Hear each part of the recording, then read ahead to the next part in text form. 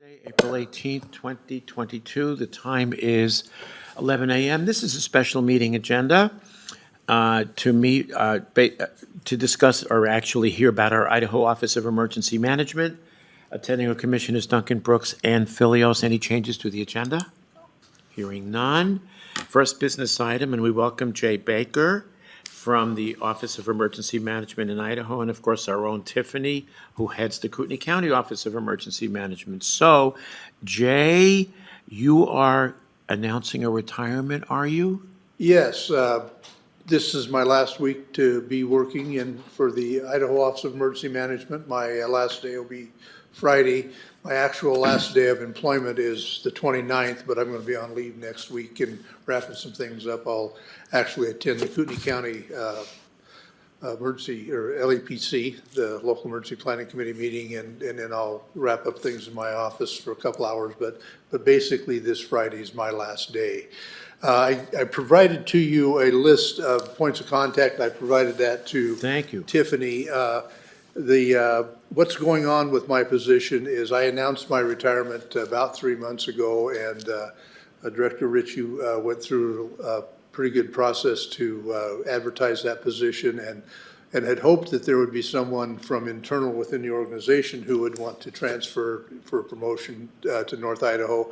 As he got close to the end of that announcement, he realized that there were only one or two applicants, and he didn't feel like that was an adequate pool of applicants to make a good selection. So he extended the announcement and went out worldwide on that. And that announcement is now closed. It closed last week. Actually, it closed a week ago. The human resources folks have gone through all of the applications and have identified 16 qualified applicants. Okay. That was announced on Friday of last week. Director Ritchie will be setting a board and doing interviews probably starting this week into next week, and with the goal of narrowing that list down to 2 or 3 top candidates, and then they'll probably do final interviews and select that person, with expecting to get somebody in place by the 1st of June, end of May, 1st of June, somewhere in that time frame, depending upon how that all works out. So how long have you been doing this? I've been in this job since September of 2006. I was just telling Tiffany about some of my early experiences here in Kootenai County with some of the commissioners and some of the disasters we had. It's been an interesting ride. It's been a very interesting ride. So the list I presented you, the first person on that's Rob Feely, and he is my counterpart in Lewiston. Not Rob Feely, Ryan Bender. Excuse me, Rob was in Lewiston. Ryan has been at this business about 1.5 years. He has a history with public health, so he's been, and he's a very good, energetic young man, wants to do well. So he will be Tiffany's primary contact, and if you, as the commissioners, if you need somebody and you can't get somebody here locally, of course, you can call him direct. The second person is Rob Feely. Rob has a long history in north central Idaho. He grew up in Kootenai, and then he was the area field officer in Lewiston for about 6 years.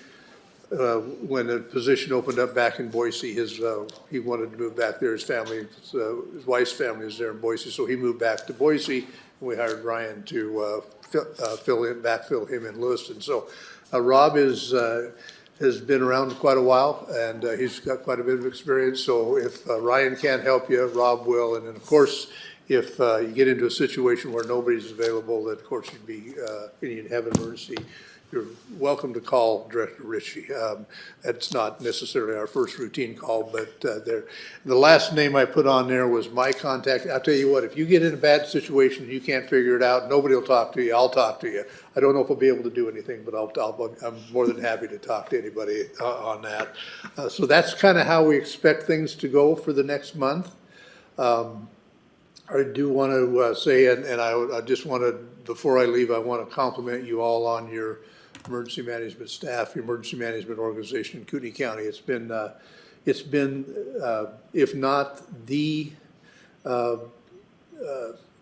stellar organization in the state. It's the top one or two all for the last 16 years under Sandy, and it's continued on, and I think improved with Tiffany, with bringing Tiffany on, and so I would compliment you on all of that, and I think it's one of those things where you always hope you never need them, but when you do need them, you can't live without them or without us. So I include me in that too. I want you to know that I want to be recognized. So I would just encourage you to support her however you can, because she's doing a great job out there.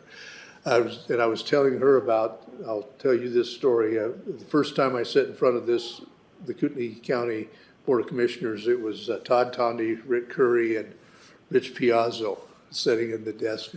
And we were, of course, I had met them when I first came here, and then in 07, we had a flooding disaster. I don't remember all the details, but the commissioners weren't really excited about declaring a disaster. They had never been through a disaster, didn't really understand what it was all about. So Sandy asked me to come and sit with her, kind of help explain, why it would be a good idea to declare a disaster. And of course, I didn't know any of the commissioners other than I had met them. And Dan Sumas was the patrol major, I think, at that time. And he stood up and said, we're doing everything fine. The sheriff's office is doing fine. We don't need any help. Well, so then we had to explain that this disaster declaration really helps everybody, the highway districts, the county, and all that. Eventually, they went ahead and approved the declaration. Todd Tondy, I can tell you, he knew that getting that state assistance was going to be a bad deal. Since then, Todd and I have become very good friends. He didn't like me either. I can at that point, you know how you can tell when someone doesn't like you.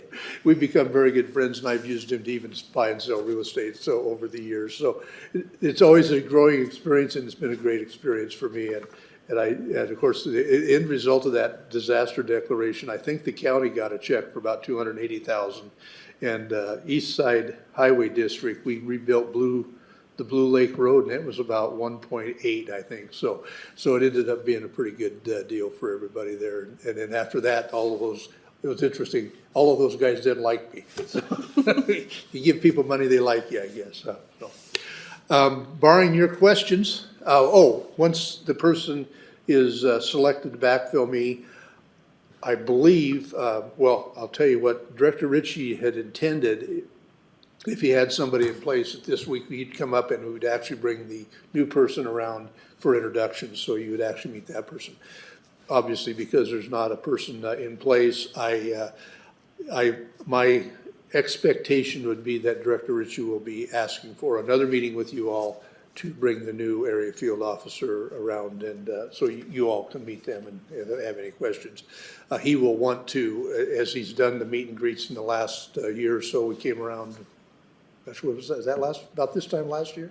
I think it was. Been a while, yeah. Yeah, and so he'll be wanting to do that again, even if it wasn't for the new person, but he'll combine those and be asking for an opportunity to meet with you all. Expect that to come down the line there. So if you got any bad, hard questions for him, feel free to fire away at that point for him. So that's all I have.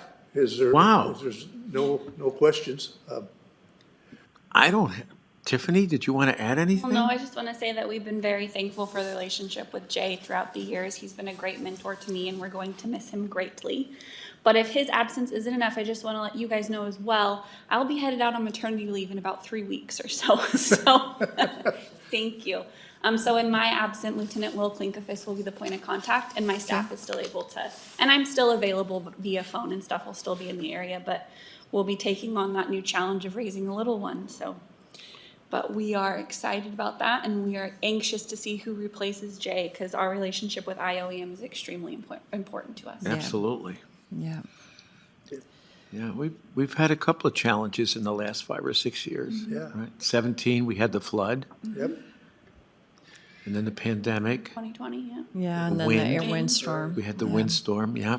That windstorm, I was on a meeting, just so you know, this morning, and it's not, let's see, Shoshone County is finishing up, St. Mary, City Harrison, we're going to finish them up this week. And so Kootenai Electric is Kootenai Electric and Northern Lights will have their emergency, they have two projects going in essence. And what the first one is their emergency repairs they did during that windstorm. That will be being approved by FEMA, so they'll be seeing their money in probably the next 60 days. But both Kootenai Electric and Northern Lights are applying for hazard mitigation funding and Kootenai Electric's is about $9 million. They're going to be able to upgrade, they're actually going to bury a bunch of line out in the Spirit Lake area. And then Northern Lights they're reconductoring a bunch of line and going to be burying some in some of the impacted areas that were impacted with them. So that disaster it was kind of interesting. We were really close on the economic impact indicator threshold. I think with the states required to have about 2.46 million last year. We were like 2.6, which is really, it's not, that's cutting our way closer than what you want to cut it. So by getting that, it's going to actually result in probably around 14 million coming into the state between Kootenai Electric, Northern Lights, and all of the entities that were able to seek funds and get reimbursed for stuff. So we're, but all of those projects, except for the two mitigation projects, have been approved, and we're wrapping it up. That was one of the, well, that's what Director Ritchie said. It was a condition of my leaving. I was leaving anyway. So. but I'm glad that we're having that one done, and so it's going to be wrapped up. So that's a good thing. So Good. All right. Any questions? None. Oh, you'll Anybody be missed. on? Oh, public comment? Anyone care to comment? Hearing none. Time is 11:12. Truly a short meeting. Thank you, Jay. We wish you the very best. Thank you for your service. Yeah. Thank you for rising to the occasion each and every time it's been demanded. And thank